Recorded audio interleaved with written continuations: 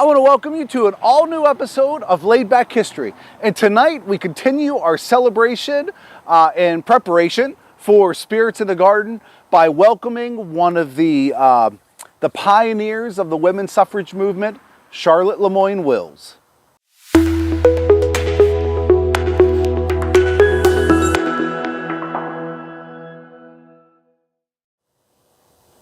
So I want to welcome you back.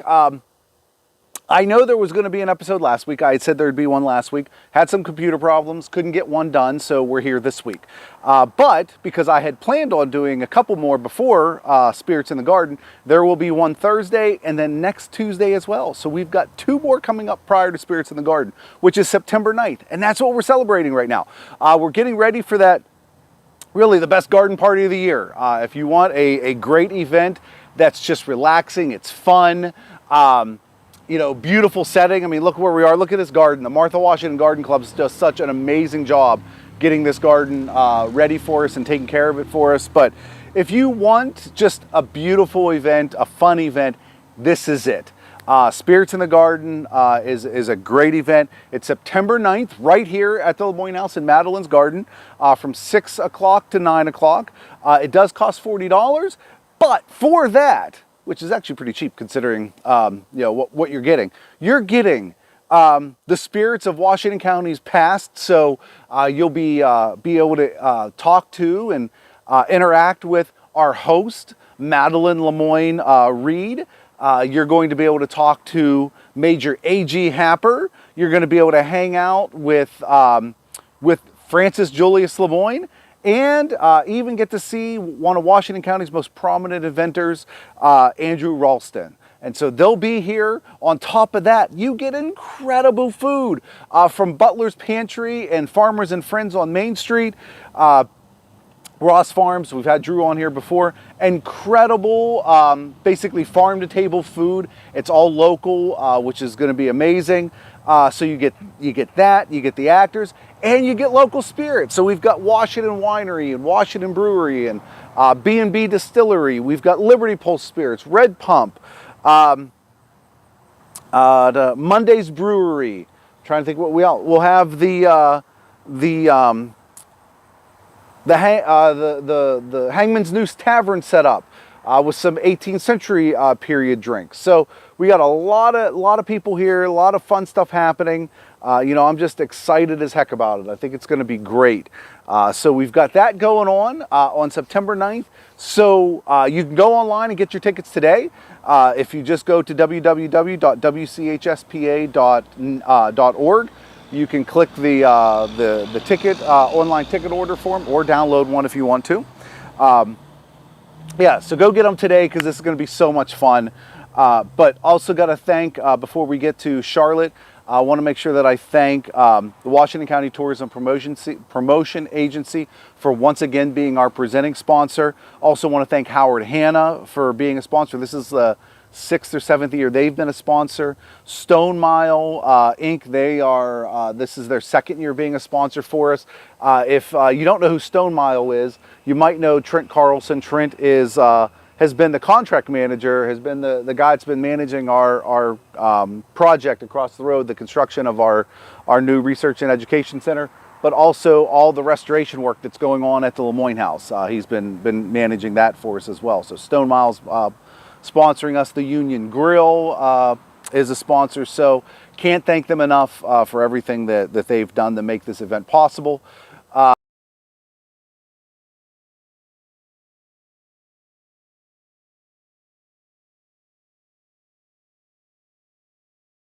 A little longer than a few minutes later.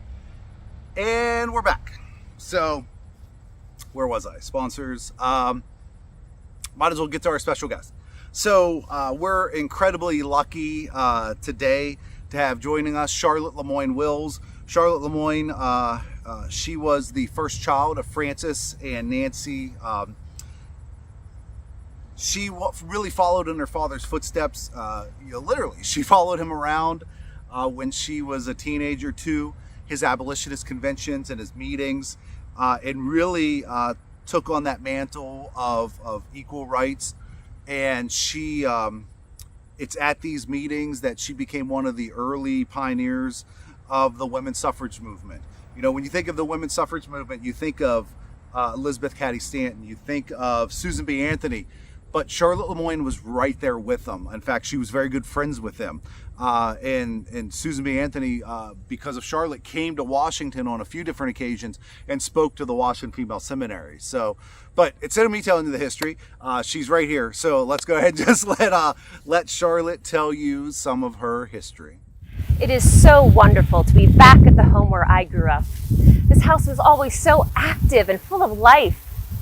You see, my parents were very caring, and on many occasions took people in and let them live here. My uncle Val Coulon was one of those. He lived with us for several years, and he was definitely the favorite of all the siblings. My father also often had apprentices staying as well. They came to learn from him, as he was, in my opinion, the best doctor in the area. It was a busy house, but one full of love. And I was so blessed to be raised by parents that not only loved me, but taught me to be independent and not to be reliant on others to think for me. Today, women can think for themselves, choose their own paths, have careers, vote, and even have an equal standing to men. These were not concepts afforded to most women of my time. Women were brought up to believe that they were physically weaker to men, which meant that they were best suited to the domestic sphere. Wives, daughters, and sisters were left at home all day to oversee the domestic duties. They were not to receive an equal education to boys, since they would not have a job, own a business, or hold any sort of political office. Women were meant to get married, have children, care for their family, and prepare the next generation on for this way of life. I was blessed to not be raised with their beliefs. I grew up in an environment in which social justice was the family business and the social norm.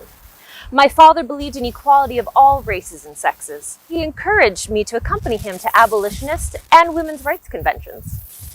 From my earliest years, he raised me to think for myself. He provided me with the means to have a proper education, one that rivaled the quality of which men received. All these attributes that he instilled in me afforded me the opportunity to stand up for other women, to fight for the rights of all women. I was blessed to stand beside great women such as Elizabeth Cady Stanton, Caroline Severance, and of course, Susan B. Anthony. I counted all these women among some of my closest friends. I aided them in the formation of the National American Women's Suffrage Association. At the time of its formation, I spoke to an assembly in Rochester, New York. I spoke of women having such great influence over their husbands at home that it was actually being used as an argument against giving women the right to vote. Instead, I said that women will not long be content to have a voice only through their husbands, but rather their own voices will soon carry the weight that reflects their equality in God's eyes. It was my only regret before my passing that I would not see the day that women would get the vote. I had hoped to stand with all those who fought so hard, stand with them as equals.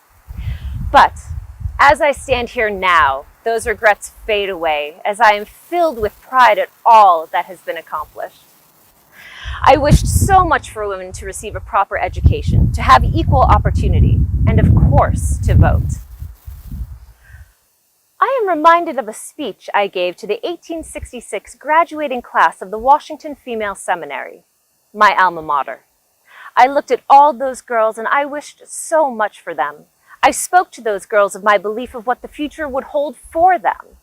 I told them, it is now admitted and felt by many that women must have an extensive and solid education. The time will come when girls shall receive as liberal education as boys, when great and noble careers shall be open to all who are fitted to follow them. When the woman, whose duty and necessity requires her to earn her own living, shall not be obliged to choose between the schoolroom, the needle, and the washtub. When women are prepared to maintain a position of equality, it will be readily acknowledged that they are equals of man in rights and intellect. Then universal suffrage will follow universal freedom, no longer restricted by color or race or sex, and we shall all be alike before the law, as before God. Oh, she is so amazing, isn't she? Just, when she talks about women finally taking their place, in society, their deserved place in society, it's moving. I hear that whole speech, and and it moves me. And women today have no idea, I think, and sometimes that, they know that they need to thank, people like Susan B. Anthony, Elizabeth Cady Stanton, but they need to be thanking Charlotte LeMoyne, where they're finally in their rightful place in society, their deserved place in society, and a lot of that thanks should go to people like Charlotte, and should go to Charlotte herself. So thank you so much, Charlotte, for coming today, joining us today, being part of this. And again, make sure you go to www.wchspa.org. I'll put it up on the screen, like right here. And make sure you go there. You can get your tickets online or download a form to send them in.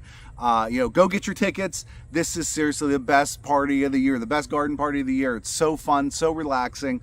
Definitely want you guys here. So go buy your tickets. Come and enjoy, the spirits of Washington County's past, the modern day spirits, and the wonderful food from Butler's Pantry. And also, I forgot to mention, when we don't have a spirit up here talking, we're gonna have Dan Baker here. And really, if Dan Baker's there, it's a good party, because Dan doesn't go to places unless it's a good party. So come enjoy Dan Baker's entertainment, the food, the drinks, the history. It's all here. You're not gonna get one party anywhere again that combines all that. So go get your tickets, and we'll see you on September 9th.